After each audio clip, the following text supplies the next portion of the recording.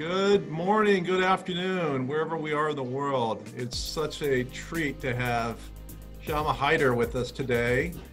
Been so looking forward to this for more than 10 years, Shama. I've been a fan of yours. Wow. Going back to when I first picked up your book back in 2010, it really transformed the way I looked at marketing and social media. And I've been following you ever since, and you have just exploded. So I wanted to give, first of all, I wanted to give a little background here. But first of all, good morning, Shama. Good morning, John. Thank you so much for having me. It's a real treat. It's going to be a remarkable experience for our resellers too. So in terms of the background, it's a real who's who in terms of what you've done. You started off your companies and media back in 2009. You were not that far removed from college, and you decided you wanted to be an entrepreneur. Of course, back then, this is going through the worst economic recession we had seen in recent times. But you somehow felt like it was a good time to start a business. And soon thereafter, you ended up writing The Zen of Social Media Marketing, which is now in its 4th edition. It's done remarkably well. Since then, you've now written a second book, Momentum. So thank you. I had a chance to read that here recently, too. Both outstanding reads. I would recommend for every reseller reading both of these books. I think that you're going to really glean a lot from them, as well as, of course, the next hour conversations that we're going to have with Shama. But Shama's actually, since that period of time, her brand has exploded year after year. You work with Fortune 500 companies, as well as some pretty significant clients, including Dallas-Fort Worth Airport, Mary Kay, I believe, is another one, and the U.S. Navy. So just impressive. Also recognized by Inc. magazine, Forbes magazine, Business Week as one of the top social media and marketing influences under 30, which you were until just a few years ago. The other thing there, you have your own Wikipedia page, and looking at that, you're one of the few people that's actually been recognized as a top 100 entrepreneur, and not only by the White House, but also by the United Nations. So just a phenomenal distinction there. More recently, LinkedIn has noticed you as being a voice within social media 4 consecutive years as being an industry expert. And then finally, I think some of our audience has actually seen you on MSNBC over the years, as well as Fox Business. And so we are delighted and so excited to have you here. I couldn't sleep last night. I was up at 4 this morning, just in such anticipation for this. So Shama, thank you for being here. Well, John, you made my morning, you made my day, you made my week. So that's a wonderful introduction. Thank you so much. And I am thrilled to be here. I think we're in such interesting times, I'll use that term, right? And I'm really excited. I know how much love, that's the best word I can use, that you have for your resellers. And, my goal is that this conversation, which funnily enough, we've had sort of offline, and it came about because we said, well, what if people could eavesdrop on this conversation and hear and learn things? So I'm really thrilled to be having this conversation with you today, and hopefully everyone that's here, that's carved out time from their day, can get the right motivation, the right strategies to be able to apply to their businesses, because these are interesting times, and certainly have their come with their challenges. I have no doubt that everyone who's on this over the next hour will leave here much more informed, and they will be able to apply a number of insights, and you're just an expert in the category. So before we get into that, I do want to touch on a couple of things here before that, getting into the meat of the content. First of all, how are you doing? How's it going in your household? What has this been like the last couple of months? So, independent of what your professional life changes have been, what's it been like personally? Yeah, it's been interesting. So I'll share a low note and a high note. How about that? And that'll be like most people, I think. On the low note, we lost our dear dog this a week ago, and it's very hard because of COVID. We couldn't go see him and say goodbye. And anyone who's ever had a pet knows what the loss of that feels like. So that's been tremendous, and definitely impacted our household. On a high note, we have a 9-month-old who is now fully functional, and like his grandmother says, the dumbest thing with locomotion. So so we're having some adventures, learning to baby-proof the house and so forth. But it's definitely interesting, I think, in terms of, I'm usually traveling so much. So I think for me, that's a big shift to be on the ground. Like I had to update my status because on WhatsApp and all these networks, it says probably on a plane. Yeah, yeah. It's probably not on a plane. So that's what You're not household. well, I'm sure you're not typically setting in Miami for 2 months, so this is a whole different deal. And when do you see yourself getting out and traveling again? Is this not going to be something you see happening for a number more months? So most of my keynotes have been changed to remote. The ones that are still physical event have been pushed to 2021. Yeah. Okay. I don't foresee any travel for the rest of the year. I think just from an abundance of precaution, because that's the main reason I would be traveling as our clients and keynotes and so forth. And right now everything's been, turned to remote as much as possible. And, where it's really not an option. I mean, Twitter just announced that they're indefinitely letting people work from home, which I thought was a very smart strategy because it takes away the uncertainty. Yeah, I actually met up with a friend, a neighbor of mine who's a executive at Google, and they're looking at the same thing for the next year, that they're looking at more of a virtual platform. But the positive is through this, I think a lot of the virtual, you actually don't lose efficiency. So, we've discovered that in the last couple of months. So what about your business? What's that been like? How's that changed? And, what have you learned about your business and your clients through this period of time? So it's interesting with our business because we've been remote since we started. So 12 years remote, and in terms of infrastructure and whatnot, I feel like we're in a lot better space than many people who've been kind of pulled into this era, kicking and screaming, and we were already set up remotely. So I think that's been helpful. What's been interesting, of course, is helping our clients, many of them shift to digital, to be able to, the thing that was maybe one day like a part of the 10-year plan has now become the now. Yeah. So, helping them navigate through those waters, and some of it's beyond just the marketing and what we focus on, and going beyond, to business operations and so forth. But it's been a good time, overall. I think everyone in our community and such constantly gives gratitude for good health. I think we're definitely a lot more conscious of feeling healthy and feeling like we're putting self-care, which I think could be a theme of, and I know many people on here, of course, appreciate the idea of self-care. So I think it's definitely been interesting from a client perspective and helping our clients no matter where their businesses are. And as you mentioned, John, we work across a multitude of industries, which is particularly helpful for when I do something like this, because I'm able to pull what's working from different industries to share with what might be a few considerations in the retail environment. Right. Okay. Terrific. Hey, so I want to give a kind of a little background. We've talked about this, but just to set the record straight here, that we do have a global audience, and I know you're used to that. We have a number of customers from the UK that are on this call, is my understanding. We also have Australia on the call, so down under, and welcome. Here we go. And then we have all sorts of, hundreds of accounts here in the United States that are on. Some are smaller, that focus on skincare, services and retail. And then we have very large groups as well that, national, regional accounts, and we have many physicians and other high-end spas that offer a combination of facials with spa treatments and retail.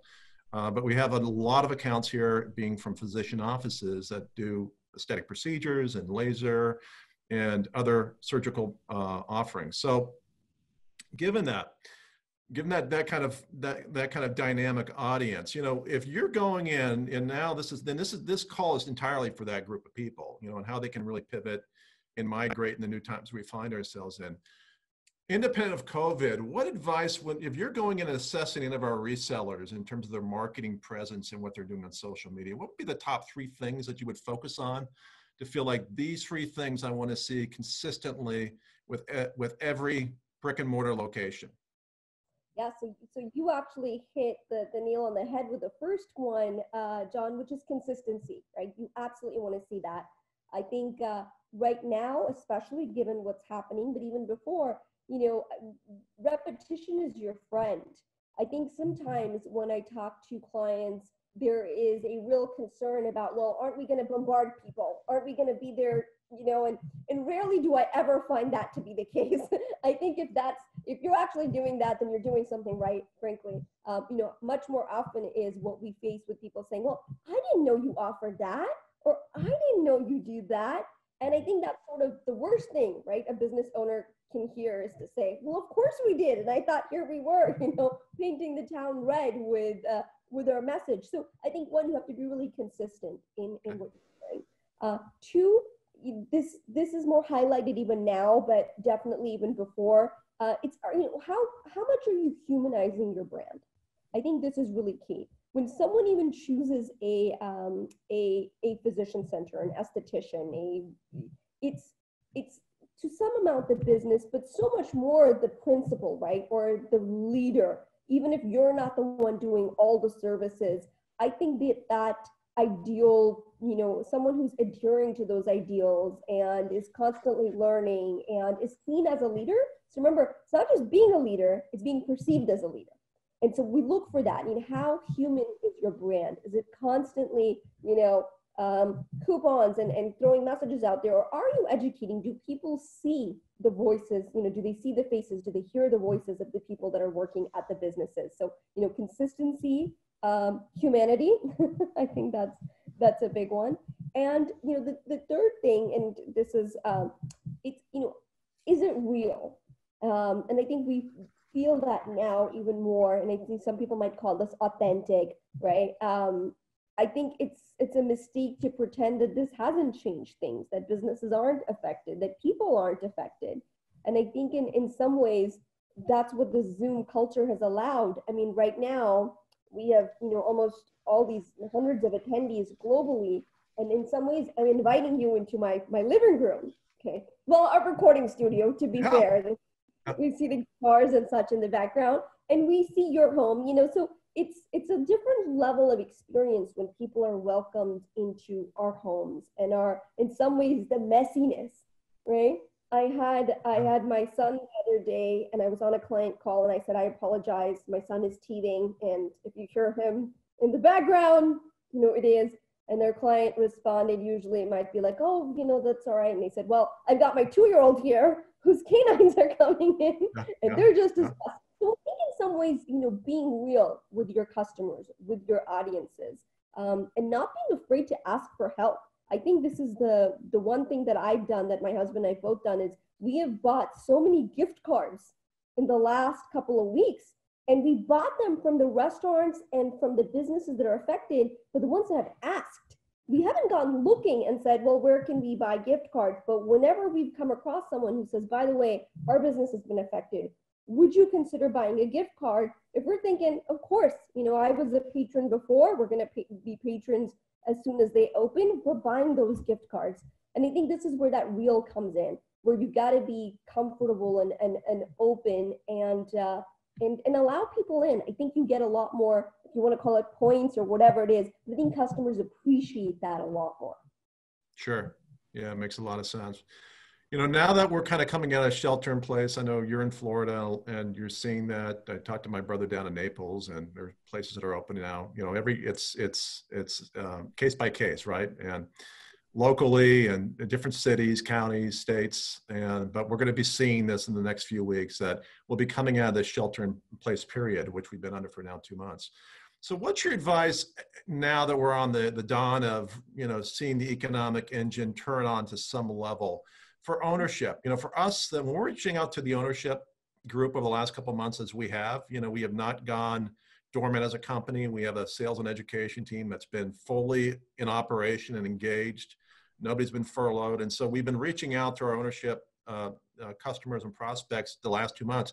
It's been varied. Some are very wanting to know what they can do right now while they're closed, while others we have had a tough time getting a hold of. So if you're a small business owner or manager, what advice would you have during this period that they're not in operation for them to stay relevant? Yeah, so I would say let's talk about both those pieces, right? What do you do as things are opening up right now, and what's absolutely key, and then let's talk about if they're still staying closed. So if you don't mind, John, I'll do the latter first, since that's the one we talked about, and we're seeing that here in Miami, where things are slowly opening. In fact, today marks the first day where businesses like salons and such are opening. Here are key things to remember as your business starts to open. This is globally, so the advice I'm giving is, the examples, of course, I'm using are from our own community many times, but we work with global clients, so this works across the board. It's very important that you realize that this is not going to be business as usual. Your customers are going to be scared. That's just true, right? They're going to venture out slowly. It's just like when we're scared, we tiptoe a little bit. The key thing is to try to get them back as quickly as possible. What you don't want is for that to be outside their routine. You lose that connection because, as we know, it takes 21 days to make or break a habit. We know this. It is scientifically proven. They've done enough psychological studies to say 21 days to make or break a habit. What you want to do is get your customers back in their habits. You want to make sure that they, are re-engaging. Now, the key to having them re-engage is making sure that you do two things. One, you have a new set of protocols put into place. And John, you and I talked about this briefly, but people aren't going to be comfortable waiting in waiting rooms anymore, right? Or being really close to each other, where I think it's going to be a long time before we feel very comfortable rubbing shoulders or elbows with strangers. So one, you have to think about, what's the protocol you're going to put in place? The latter part of it is you have to educate. Did I say educate your customers about the protocols that you are putting in place? So it's almost like, it's funny, I'm going to use my 9-month-old as an example, trying to encourage him to walk, right? I stand there, I'm like, honey, you can do it. One more step, mommy's got you. You're not going to fall. It's okay. We'll catch you. So it's funny because you're going to apply the same thing to your customers. You're going to let them know it's okay. It's comfortable. We know things have been scary. We are putting these things into effect. And let me give you a case study, an example that's happening locally here. One of my favorite blowout bars, so salons, is reopening now, John. And I love this place. It's called Coffee and Hair. I'm not even a big coffee drinker, as you can tell. I'm a tea person, but there's something really, it's the ritual. And for people who are on here, that with your customers, it's a ritual. You are trying to be part of their ritual in your location, but also at home. We'll talk a little bit about that. You want to be part of their ritual. And I love that. So one of my favorite things to do was to go weekly, whether I needed to do it or not, usually because I'm traveling, it was just easy. I've got long hair. It made a lot of sense. So I would go, I would get my coffee, I would sit down, and they've been closed since everything happened. Well, they recently sent out a huge email bulletin. It's on Instagram. It's across their social. They're saying all our guests are expected to wear masks. Everyone on our staff will have masks on. There's no more waiting room. So you can wait in your car and you make your appointments online. There's no cancellation fees if you're feeling sick. So sometimes people get scared and they're like, I don't want to be charged a cancellation fee, so they still show up. So they've changed that policy temporarily, and they said, we won't charge you a cancellation fee if you're sick, just stay home. We're changing up our cleaning methods to this next level. Here's the products that we're using. They said, listen, we can't give you the coffee while you get your hair done anymore because masks, we're requiring them. But you can certainly take your coffee to go. Now, it's not ideal, and it's not the ritual that that you're thinking about, but it does definitely put me at ease as a customer. Now I'm in the customer seat to say, okay, they're doing all these things. Here's a checklist of things. If someone's not feeling well, they can cancel, so I don't have to worry about someone being there who might be ill, who just decided they were going to show up anyways. They still have managed to somehow keep the coffee in it. It's not the exact same, and that's okay. But do I feel safer as a customer? Absolutely. Okay? So I think if you're reopening, these are things you have to consider. What's your new protocol like? How are you going to educate your customers about it? And you can't, there's no such thing as beating them over the head. Do it. Yeah. Do it. Be repetitive. For those who are remote right now and who do not have their physical locations open, you still have such an opportunity, because my genuine belief is that most of the resellers on here, this isn't just a business people get into for the money. I rarely found that in your industry, John. What I've found much more is people have a passion. They have a passion for skincare, or they have a passion for wellness. They have most everyone on here, I would say, has a passion for what you're doing. You don't need a physical space to manifest that passion. All you need to do is be able to connect with people and help them through their journey, because they will remember, right? Sending a text to your top customers, how are you doing? What can I do for you? How is your family doing? And again, I know from personal experience that the folks that are here, they're the folks that are doing this anyways when people walk into your location, right? How are you? But I think right now it's so key that you're able to stay in touch. And it's funny because I call it, this is the most touchless but touching time of our generation. We're completely touchless, and yet we're so hungry for wanting those touching moments, for wanting to feel like someone cares, that we're not forgotten, right, by the outside world. So anyways, I know it's sort of a long answer to your question, but there's a lot I wanted to pack in there. Yeah, well, I think a lot of good points there, Shama. And, one of the things that we've done as a company is, when this thing all started in late March, we instructed our sales and education team, don't even talk about selling anything. All you want to do with you reaching out to your customers, our partners, is lead with empathy. Connect with them. Let's bring down barriers. There's a lot of anxiety out there, and, let's just get away from selling anything for some time. And so, we did that for the first couple of weeks, and that's still kind of a central thing that we're doing. But we have migrated more to, finding opportunity for them now in the month of April during shelter in place. We're doing a lot of virtual events. And, what we really advise our resellers is make it personal. Try to do what you can to reach out to your customers, personally, instead of sending a blanket email. That those personal connections seem to matter, is what our experience is. And if they reach out personally, or somebody in their office does, it's much more likely for them to be received well. Case in point, I spent a lot of the weekend actually sending out invitations to some key friends of mine and in the industry. And by sending a personal versus having Stuart sending out just a blanket email, the response was 80%. People really do appreciate the personal introduction of why this really connects for you and why you feel it's relevant to them. Absolutely. And the old adage, John, is so true. It's never been truer. Nobody likes to be sold to, but everybody likes to buy. Yeah, that's right.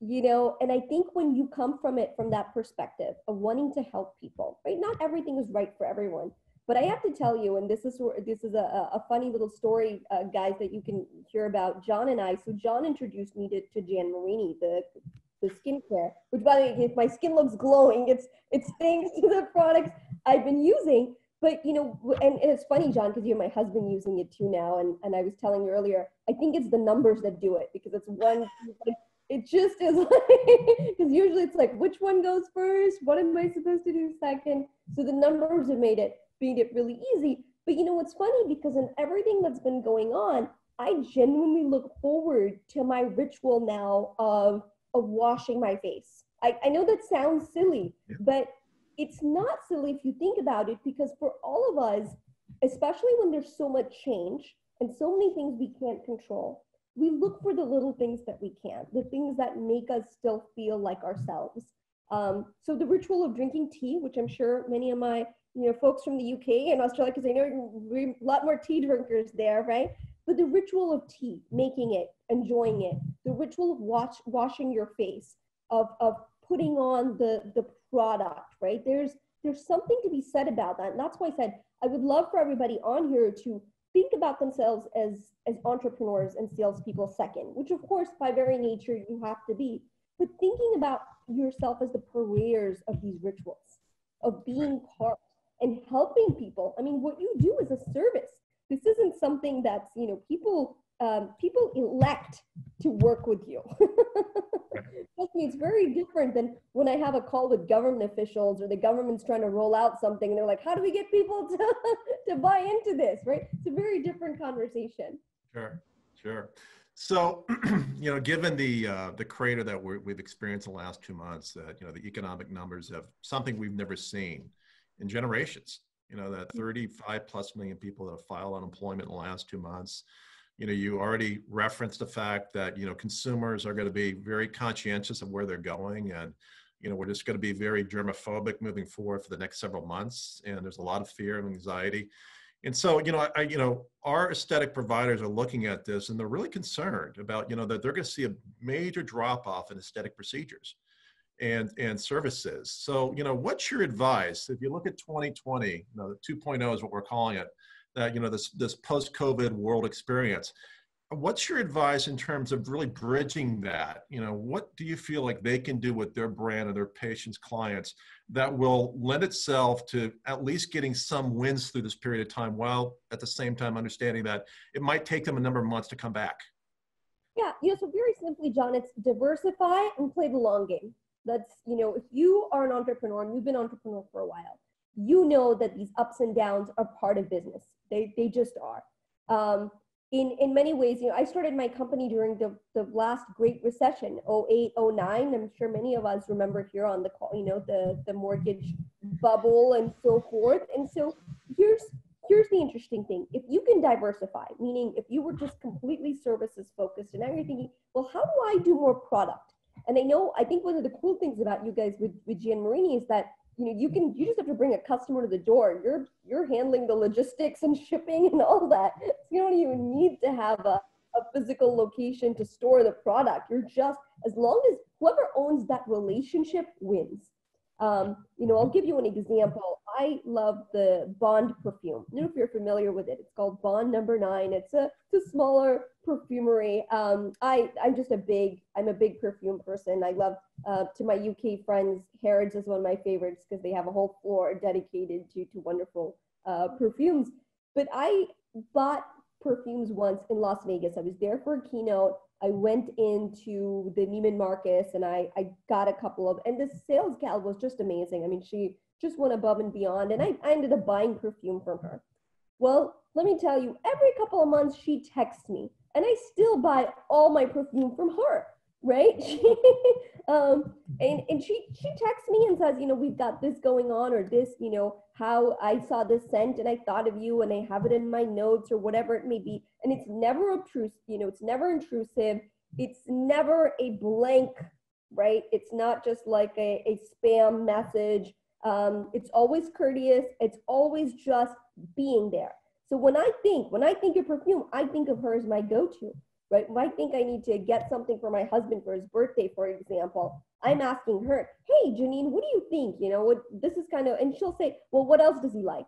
And so it's great that I have this consultant feel, right?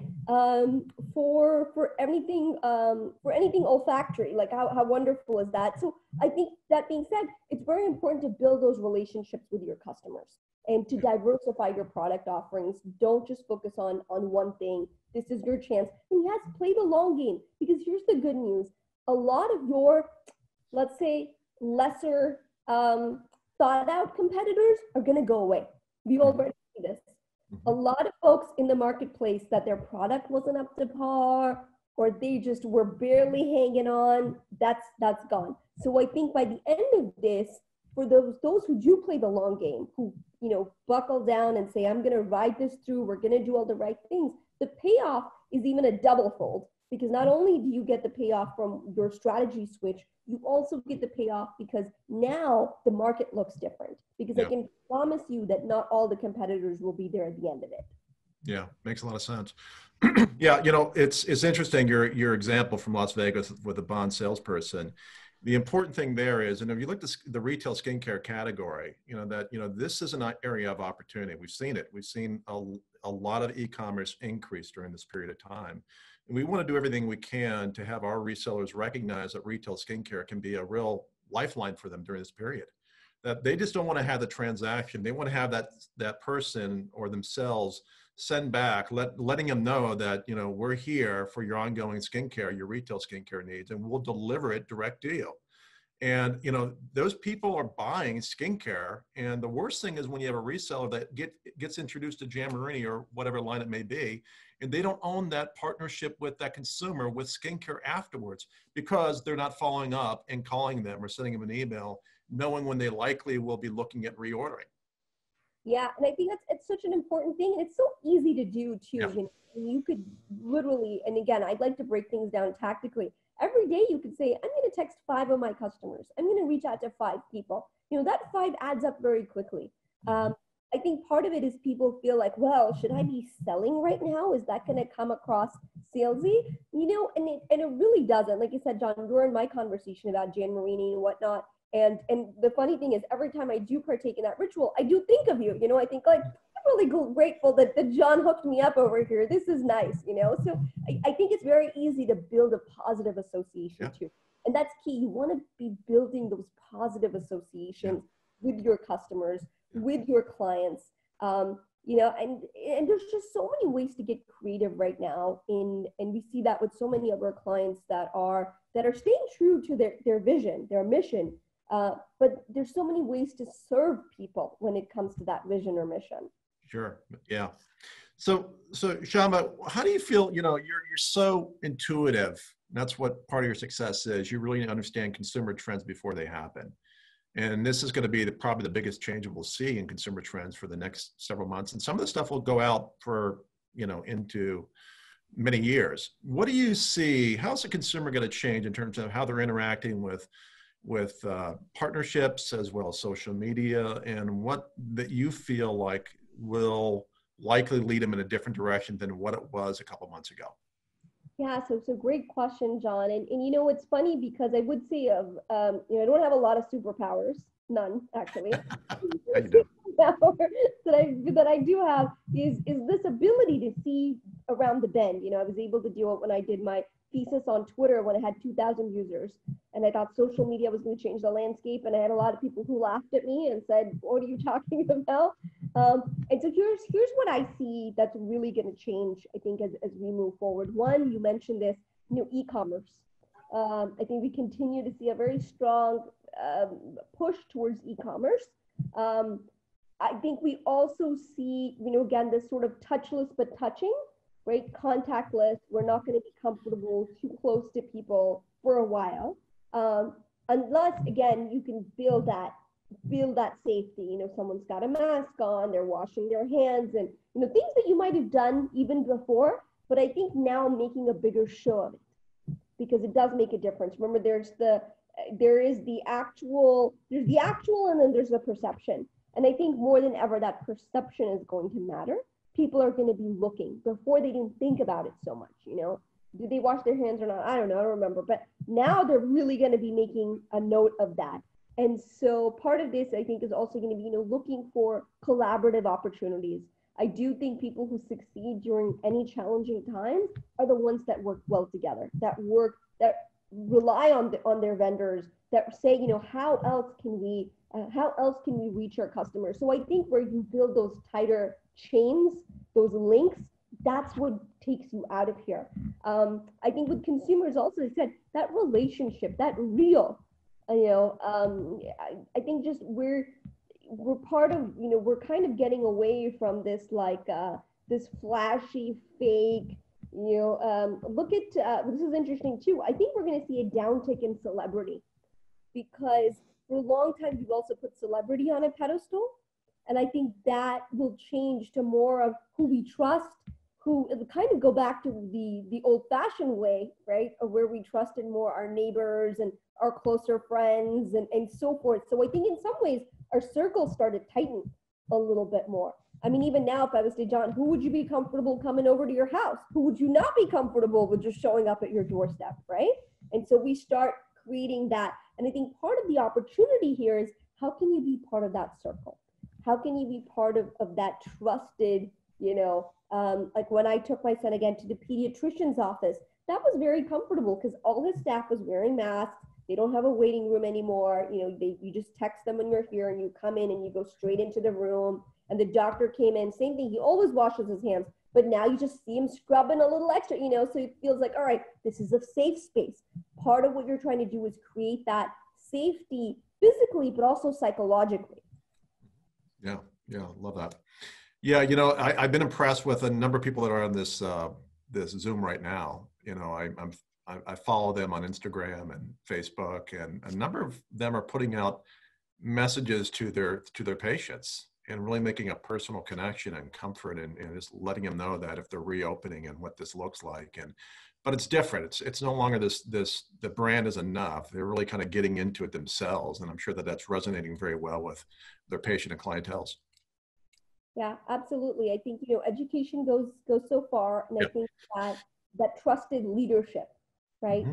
Someone who's there, who's that I think we're actually seeing a huge uptick in skincare across the board because people are home. You know, haven't been able to get the regular services. So I think it's a great opportunity to actually build up that part of the business, because eventually the services business will come back, right? Yeah. This is sort of that opportunity right now, I think, to maximize the product side of it. Yeah, you know what, and we're really proud of that. You know, we've talked about this, but you know, Marini does make it very simple for our resellers. That first of all, with Amazon, we don't allow Amazon to discount. Twice a year they can discount. That's it. And so they really shouldn't be in a situation where they feel like they're competing against Amazon. And that's something that really stains the partnership when your reseller feels like they're losing business to that segment, which is the biggest one, of course, out there. And with Marini, that should never happen. We will deliver it 2-day shipment on your behalf, and you'll get the credit for that transaction. So that's something that has really just exploded in terms of the interest for that. It used to be elective. It used to be something that we didn't really focus on, but in the last couple of months we have, and our resellers are loving it, and the market is. So it's actually led to a number of new partnerships for us. And, you know, this is another great time because this is where you see those kind of pockets, right, or moments of opportunity, John. Amazon actually does not have the same cash that it used to before, and I say that with CHE, caching, not the ka-ching. But what's interesting is because they've been focused on the basics, so they've prioritized, right, anything that is like, they've pretty much prioritized toilet paper and essentials. So it's been a great opportunity for folks to try to get even some of that away. And I've actually heard multiple clients and friends and such, just from, you know, informal market research, saying, man, I never realized how great it was to not do all my shopping at Amazon. I mean, that's the moment here too, right? Where people are like, okay, well, think this is out of stock or that's out of stock. And clearly they're taking a lot longer right now to deliver anything. And so when you have that, it's a perfect opportunity to build that new habit, to build that new routine. And I think that's really sort of where the key is right now, is people are building new routines and new habits. And you want to make sure you're part of that. And you want to make sure that you're part of things as they pivot and we, you know, restart our habits and so forth as things start to reopen. Yeah, you know, and a lot of resellers that have really kind of resisted this historically, I just think they felt like they couldn't really compete. And you don't have to take this on. If you have partners that will take it on your behalf and make it seamless for your patients, clients to receive it, and you know, you're able to basically have it tied to you, that's the best of both worlds. That there are very few customers out there that really have e-commerce platforms that they want to manage internally. And so, but they do know that this is an up and coming segment of the business. It's grown dramatically in the last 3 months. And what can we do to have this be part of our arsenal moving forward? And so, you know, that's something that's going to be very relevant for the coming months. Can I tell you a really funny story, John? Sure. Which you'll appreciate, and the audience will too. So, you know, I've been keynoting and speaking, over a decade, right? Almost 12 years. And I've spoken in almost every continent, not Antarctica. So if someone wants to put something on, let me know. And so one of the interesting things is I've long addressed the real estate industry. And when social media first came out, the industry was in an uproar. And it's so funny because that fear didn't die down for many years. They were really scared that technology would overtake their business. Because they said, well, if people can list their houses and buy houses online, who's going to want to work with agents anymore? Like, what happens to our industry? But here's the fascinating thing. So today, people can list a house and buy a house completely online. Right now, I'm speaking now from a US-centric point. I don't know what all the real estate rules are globally. But for the most part, you can find a house, choose one you like, and buy it. And you can do the transaction online. And you don't really need an agent. There's services that do this. Yet what I find fascinating is over 90% of people still prefer working with an agent. And it's funny because that was such a fear, and I was trying to calm people. I said, well, it'll never go away, because here's the thing. Though that listing can tell you it's 3 bedrooms, 2 bathrooms, I can look at an Amazon listing and it'll tell me what the ingredients are. It'll never tell me what's right for me beyond even a very smart algorithm, right? It's extremely different. Right. And that is the value that a person provides. And I think it's a mistake to undermine that personal relationship and the consultative value that you add, right? And so, John, when you and I were talking, when I told you about my husband, I said, well, I buy him things, doesn't mean he uses them, right? And it's not my first rodeo trying to get him to use skincare. But because you understood this as a guy, and of course, as someone who's talked to many customers, the fact that it's, I know this seems simple, but the fact that it's labeled 1 to 5, and when I set it by his, by his sink at night, I said, listen, you just have to follow the numbers, babe. Like you don't got to worry what's in it. Just follow the numbers. Just follow the numbers. Might have to get those readers, but he can follow the numbers. Yeah, right. But I think he's just a very meat and potatoes kind of person.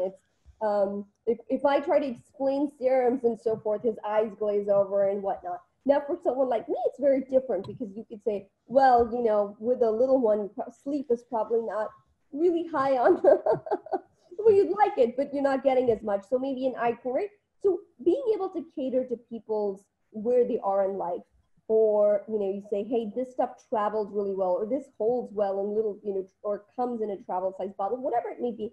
So Amazon can never take that. You can't scale it at that level, at least not for the foreseeable future. And so I would say now more than ever, we want that human touch in the most touchless way possible. Yeah, that's a great example. And actually, the interesting thing about your example is, in real estate, if you actually do it without having live agents, it's a cheaper fee. So you actually save money. But you're right, it's still not something that's actually picked up any real momentum. So great scenario to run there. So what about, did I miss? Oh, no, I was just going to say, and same with direct selling companies. I've done so much work with direct selling companies, Mary Kay, Amway. Remember, these are all personal relationships, and they have e-commerce. And I can tell you that it hasn't changed the business. It has not changed. People still want to work with people. They might use technology to place that order, but it's not where the order starts. Rodan and Fields, and I could be wrong here, but they're doing some crazy numbers with their multi-level marketing. I think it's like 1.5 billion a year. And why is that? Because they know that their consultants will follow up with their friends after they've been using the product. So they get introduced, but they retain those individuals. Is it the best skincare out there? Absolutely not. But it's remarkable what they've been able to do, knowing the importance of the relationship. And so this is a moment in time where, we really want to have this to be something that's more of an attention for the ownership of businesses, that this can be really something that can grow dramatically in retail sales over the next 12 months with focus. So, next question here, Sarma. So when you look at the social media platforms, what would you say, Sharma, would be the most important one for our resellers? That that they, obviously Facebook and Instagram, we all know about those, but what other up and rising or things that maybe are not quite as conventional, what would you advise that you not only on Facebook or Instagram, but also how are you investing in those? So what advice would you have on those? So, a couple of things. I would say it's very easy to want to jump platforms and want to chase the next new thing.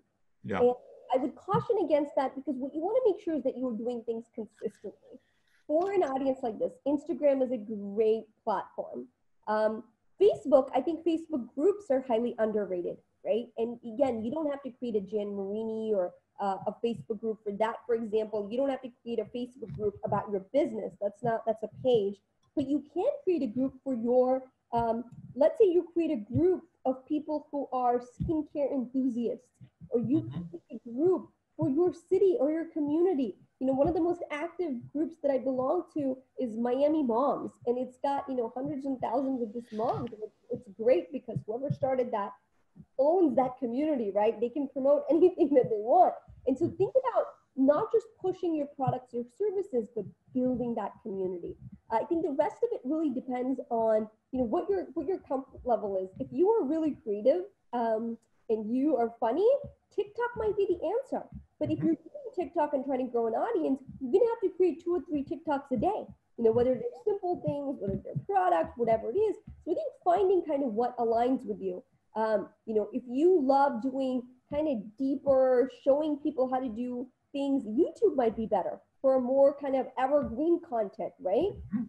One of the most searched things on YouTube, for example, is, you know, how to remove blackheads. And they've got all these videos that are about 20 minutes long or so doing that. So I would say that sort of key is figuring out what are your strengths, what is a good market demand, and where do those two connect. Yeah. I don't like when people just go out and talk about their business because it's not the best way. So here's another example. Let's say, you know, you ran a bridal shop. You're not going to get as much traction if you create a page for that bridal shop as you would if you created a group for brides to be, where your business is one of them, but there's lots of other businesses. So again, part of this is collaboration. What other businesses can you collaborate with that are not competitive? They do completely different things, but serve the same clientele. And how can you work together right now to be able to serve these people? I mean, these are sort of the opportunities you want to look for. Yeah. You know, a couple examples, just kind of thinking out loud here. You know, if you've been a long-term fan of a gym and you've never done anything collaborative with them, you know, and they know you and you've been a key customer for them, reach out to them right now. You know, try to do something to appeal to their customer base that you're guaranteed that there will be interest in your brand. You know, with TikTok, that's an interesting one that they have, you know, with 15-year-old daughters, I know something about TikTok.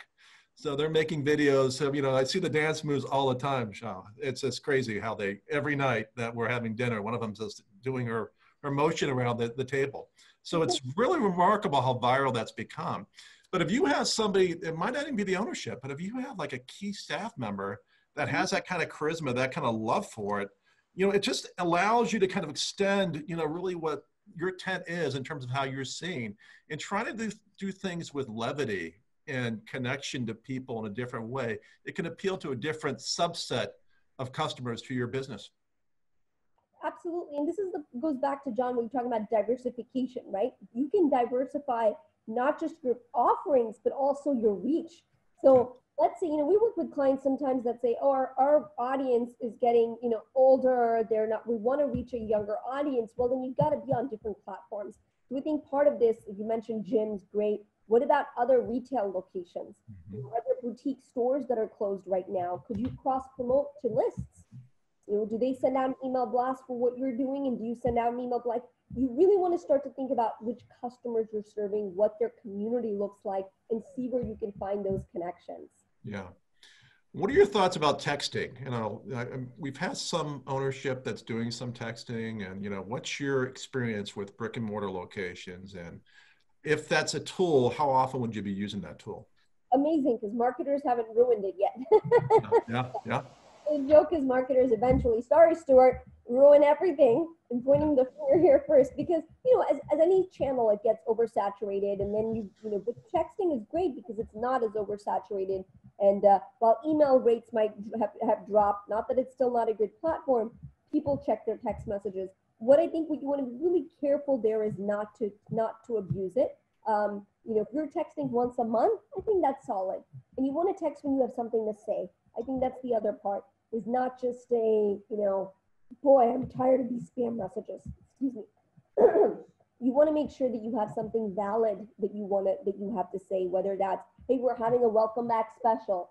You or we're going to go live, for example, on Facebook and show you this new technique. There's a lot of options there that I think you can leverage. So I like texting. I would just say, if you're doing it more than once a month, I hope it's really, really good content. Okay, so the content really should be some sort of value add, sense of urgency related to. Yeah. Yeah, okay. What about, Shama, what do search engine optimization? We have a lot of aesthetic providers and markets, and, some have really mastered it. What tricks do you have or tips for them to basically have higher placement, their website and their presence within a community to show up high on any kind of search engine optimization, critical word search?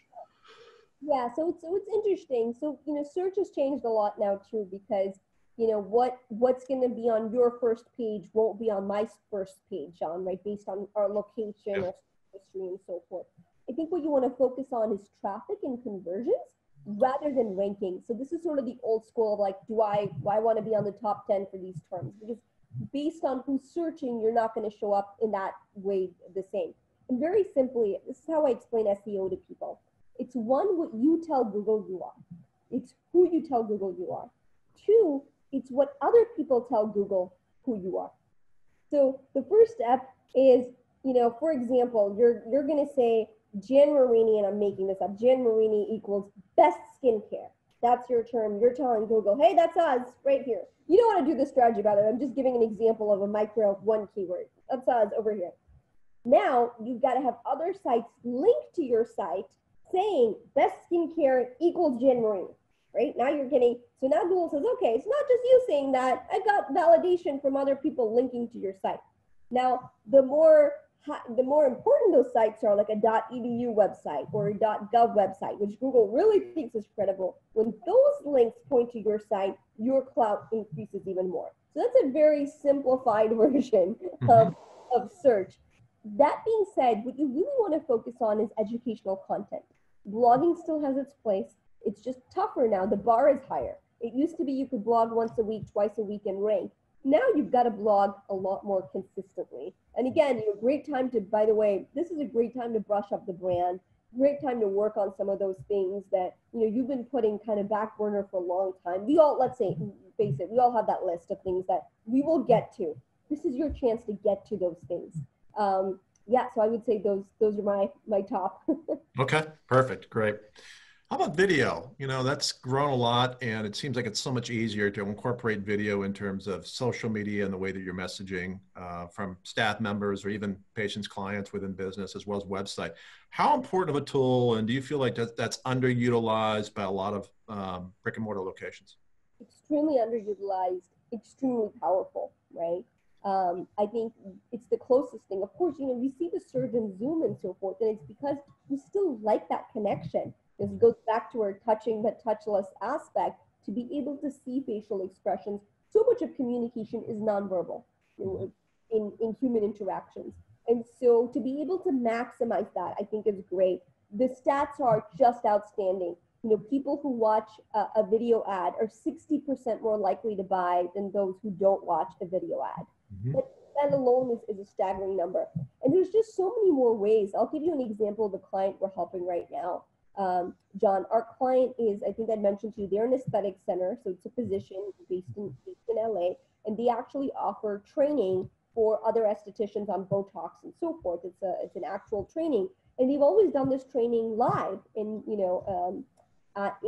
Beverly Hills. And of course, now that's not really an option. So we help them transfer that entire infrastructure online to not only where they can do the training online, but the students themselves have their cameras and things set up. So they're injecting saline into dummies, and the physician can still watch and the class can still critique the technique.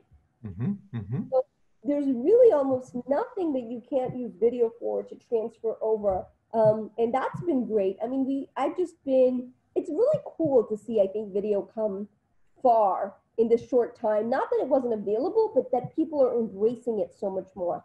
LinkedIn right now is amazing. We talked about platforms. That's an underutilized one, because there are so many. And if you think, it's only for B2B, think again, because that's a great group of professionals in C-suites and folks who have the means And, that is a great group, and it's a great platform for you to use videos too. So if you haven't thought about LinkedIn and how you can educate on there, whatever it may be, that's definitely a platform you don't want to ignore. No doubt. I agree completely with that. What about personal touch? We've talked about this a little, but most of our resellers have a significant amount of individuals in their customer base. But is that enough to take that approach, or do you feel like the personal touch, whether it's texting or phone or whatever, that extra difference is really going to matter for the consumer moving forward? Absolutely will, because it's the stuff your competitors aren't doing. Yeah. Yeah. Right? You're sending an email. Everyone's sending an email. Yeah. When you're texting, how many people are also texting? Mm-hmm. So, it's the supply demand thing. And this is funny, John, I'll tell you this story. I was very impressed with my husband when we started dating, because I had a lot of guys who would text, as people might be familiar, but he would video call. Oh, okay. Oh, well, this, and I mean, didn't have a lot of guys video calling, had a lot of texts though. So I do believe it applies over here. It really does. Because, and again, you find the scalability that works for you. You don't have to sit there and think, oh, this is so daunting. Do 5 a day. Text 5 people a day, 5 of your customers a day, just to say, hi, how are you? How are things going? What's going on in your life? That's it. Yeah. What about leadership and ownership? That, right now there's such a wide range here that some are out in front of it. And, what does that look like? That, you have a lot of clients, small to large, and, examples for you of really coming through this crisis and embodying what is going to really connect for your staff, for your customer base. What kind of traits and examples can you give that this business is really going to stand out during this period of time? Yeah, so very simply, let me give you 2 examples of clients who I think have shown outstanding leadership at this time. One of our clients is Forbes, and Forbes 8 is this really cool app. It's like the Netflix for entrepreneurs. They have a lot of great content. And when I went to them when everything was hitting the fan, and I said, listen, guys, we should think about doing a virtual summit for entrepreneurs on business resiliency. We can get the speakers. South by Southwest has been canceled. All these conferences have been canceled. You are the go-to for entrepreneurs. People already depend on your content. Let's create something to help them through this time. And they said yes. And we had 10x more numbers on the remote conference that we put together than any live event, right? Because now you have people globally being able to attend. You've diversified, you've increased your reach. But what I loved about that is I think leadership doesn't say, let's wait and see. They say, let's seize the moment. Yeah. Different thing. So there's a lot of let's see and wait, let's wait and see happening. And I can understand where that's coming from, but I don't believe that's where best leaders are forged. There's a time and place for it. I don't think that now is the time and place for let's wait and see. I think this is where people make bold moves, and that's what pays off. The other leadership example I have is in the restaurant industry. So one of my clients works, they create technology for restaurants. So you can only imagine how devastating everything was. And I got a call late one night from the CEO, and I'm bracing myself here. I'm thinking, oh, well, this is not a good call, right? When your client calls you at 10 p.m. at night, it's usually not a good call. But so I'm thinking, all right, well, maybe we'll have to talk him off the ledge, and it's been big. Today, the restaurants are all closed. Like, what happens? They've just gotten, it's a startup. They've just gotten funding. They're growing. And I pick up the phone, and he's a very smart guy. And he's a wonderful person. And he says to me, he goes, "You've seen what's happening?" And I'm like, "Yep, I've seen what's happening." And he goes, "We have to double down." And I thought, well, I wasn't expecting that. And he said, listen, our technology, we can offer free curbside order and pickup. We can help every restaurant in America offer free curbside. Our technology does that. Let's offer it. I mean, that's a very bold move. So all of a sudden, the next day, we're on, Fox National saying we're giving restaurants free technology to offer order and pay contactless, completely touch-free technology. One Dine is giving it away. And I can tell you that as restaurants start to reopen, they are the bona fide leader now in contactless payments and ordering. Like there's not even a question in that industry. But that's the kind of leadership, right? That kind of bold, let's make our move. And I think the funny thing is when you start as an entrepreneur, as most people in this group are, you, you start with that spirit. And I think it's frankly a little easier because you don't have much to lose. It gets harder to keep that spirit when you have more to lose, but it's that exact same spirit that helps you win.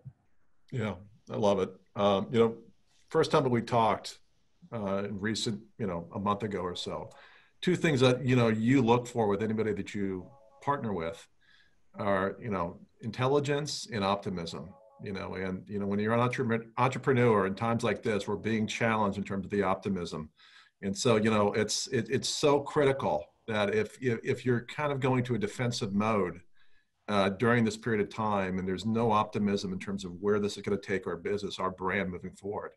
And when you look at every industry that's out there right now, there are going to be standouts in every single category in terms of resellers, aesthetic businesses, and so on. And for us in skincare, you know, our mentality is that not survive, it's to thrive. You know, that this is a time for us to thrive and do everything we can to give solutions to our resellers where they feel like this skincare category offers great potential for them moving forward.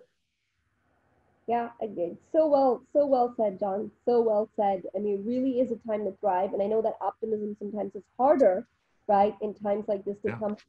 But I think we only have to look at history. And you look at, you know, Shakespeare, for example, dealt with the plague throughout most of the Renaissance. The plague was always an underlying condition. It never went away. It's only been recent modern history where we haven't had to deal with disease at this level, right? And so I think when you look at that, you learn from history and you say, wow, people weren't sitting on, you know, weren't resting on their laurels. They were making things, they were creating things. They weren't going to let this be the thing that stops them. And so I think while we might have to dig a little bit deeper to find that optimism right now, it's definitely available. And I think that, you know, the attendees, I think the resellers will be pleased if you're doing these things, if you're texting people who start to see traction, no doubt. And I think that kind of positive momentum also helps you keep going. Yeah. Hey, Shama, I really have loved all the time. Two more questions. Is that okay? Hey, John, ask me. Okay, appreciate it. Hey, so I happen to chat. You've been watching everything that you put out here over the last month, and you caught me recently on a couple of things. Your video on the 3 R's and the 3 C's during the world that we find ourselves in. I think that would really benefit our resellers to hear what those are and how that can apply to them. Yeah, absolutely. So my 3 R's, and we've touched on this, so it's a great recap, is one, repetitive, repetitive, real, and relevant. And so repetitive meaning, you know, just because they heard it doesn't mean they got it. Don't worry about over bombarding your audience. I see that so rarely. I mean, if you do that, slow clap. You're in business for a reason, you know. Two, real. I think this is a great time for warts and all, to be real with your customers and your clients. And do share. I mean, if you feel like this has been a hard hit, share that. Tell them what they can do to help. I think people want to help, but they don't always know how. So make it easy for them. Relevant. This goes back to your text messaging question too, John, about, you know, if you're going to text people, if you're going to take up space right now in anybody's life, make sure that it's relevant to what's happening. You know, nobody wants to be tone deaf. So anything you put out there, relevance, I think, is really key. My 3 C's now were one, compact. Very similarly, you know, we've squeezed in what might be a whole week long or a whole conference into an hour or so webinar to be able to get this information to you. So anytime where you can make things compact, mini and repetitive, those are sort of your goals. That's why TikTok, for example, is doing well as it is. And then the C, contactless, which we've been calling, you know, touchless. Know that your customers are going to expect, not just appreciate, but expect a contactless, as contactless as it can get. So e-commerce is not going away anytime soon, and you want to make sure you're working yourself into that fold. And then the last C is collaborative. You know, it goes back to the TikToks. If that's not your jam, you know, ask your 15-year-old what who they like on TikTok. Right now, the cool thing with TikTok is there's a lot of influencers who work with you. You know, they'll promote businesses, they'll do things, especially because of what's going on.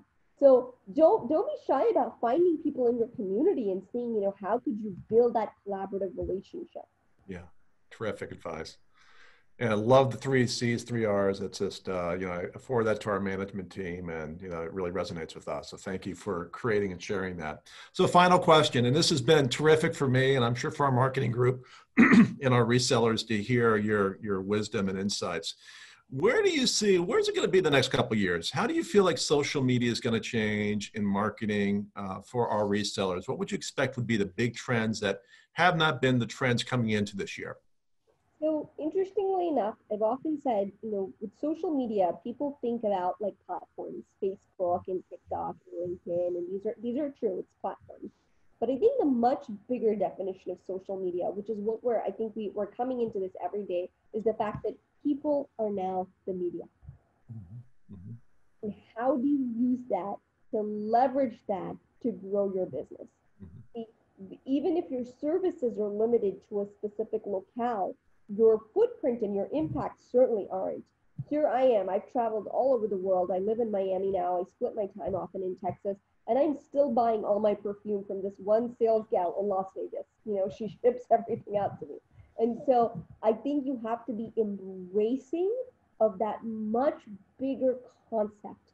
And I think that's where you'll really see the big bucks in your business, the big shifts, the things that move the needle. And this embracing this idea that people are now the media, and how are you going to use that to be able to get your message out there and connect with people, right? So many times I think we just think too small, and we almost have to force ourselves to think bigger. Mm-hmm. Wonderful insights. Authenticity, you talked about that here and throughout the hour. And I think that that's something that, all our resellers, the more authentic, the more connection you have to the people behind the brand. At the end of the day, it's great that you have a brand that's well recognized in the market, but you want to feel like the people behind the brand are really what makes it exceptional, and that they're passionate with what they do. They're exceptional at what they do. And right now, more than ever, you really want to showcase that. Absolutely. The bar is higher. Do what your competitors won't. Yeah, that's right. Shama, you know what? This has been, I'll sleep better tonight having been informed and having had this 70 minutes with you. This has been tremendous for me personally. And I just hope that for everybody on this call, that it's helped shape them and give them more confidence about how they can navigate and do well. And that, it's always darkest before the dawn. And right now, the dawn's not that far removed. And we just have to keep that in mind, that, do what we can to self-regulate and be very positive about where this will be 3, 6, 12 months from now. And, let's rally and change our business, pivot, and do what we can to make sure that our consumers are seeing us in a light that feels very relevant to what they're looking for. So thank you, Shama. This has been wonderful. My pleasure. Thank you so much, everyone, for joining. Thank you, John, for having me. Okay. All right. Take care.